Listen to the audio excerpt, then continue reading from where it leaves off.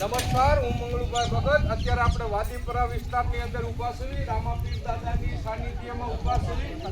એટલે આ રામાપીરની પાછળ જે આ ભૂગર્ભ ગટર છલકાય છે, એ ગટરનું જે ગત ચૂંટણીની અંદર આ ભાજપના આગેવાનો વચન દઈ ગયા હતા, આ વિસ્તારની અંદર એમને ભૂગર્ભ ગટર ચાલુ કરી અને આવતા દિવસોમાં સ્ટ્રીટ લાઇટ, પાણી અને ગટર બાબતે જલ્દી ને જલ્દી તમારો નિકાલ કરશું. તો એ કેટલા ટાઈમથી તમને વચન દઈ ગયા છે? બોલો. હજી લગી આનો કોઈ નિકાલ થયો નથી, હજી લગી કઈ કર્યું નથી. અને હવે છે 16 તારીખે અમારે રમવાનું છે. આમાં રમવું ક્યાં કરે? કોઈ બેન દીકરીઓ કોઈ પગે લાગવા મંદિરે નથી આવી શકતા. આ કણાથી હાલી કેવી રીતે આમાંથી આવે મંદિરે પગે લાગવા? એટલે આનું કઈક કરો તમે.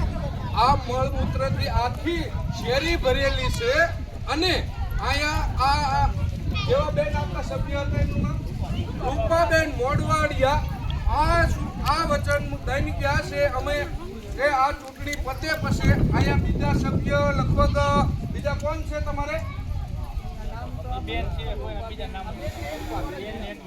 બેન ને એક તો ઓલો ભૂરો પ્રજાપતિ છે, પાણી સમિતિના ચેરમેન શ્રી. એટલે આ વિસ્તાર જ્યારે અમારા ભીખાભાઈ સ્વર્ગીય શ્રી મારા વડીલ મિત્ર શ્રી આ વોર્ડમાંથી ચૂંટાતા હતા અને એ વખતે જે આ વોર્ડની અંદર રેસિડેન્ટ થયા, રોડ થયા, રસ્તા થયા, ત્યાર પછી એમના નામ ઉપર જ તે આવડા એમના તમામ ભાજપના વારસદારો એમના નામ ઉપર વોટ માંગી અને આજ સુધી હાકે છે. હવે ગામની જનતા સમજી ગઈ છે.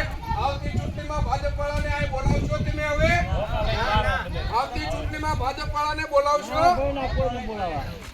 લોકો લઈને વાહે નથી થવું. આપણે એમને ચબક શોપથી દેખાડવાનું. આપણે એટલે મહેરબાની કરી અને જો તમને આજ સુધી 20 વર્ષથી વોટ કર્યા છે તો આ પરિસ્થિતિ છે એ જલ્દી ને જલ્દી રિપેર કરી અને હમી કરી અને 16 તારીખ પહેલા આવું હમું કરી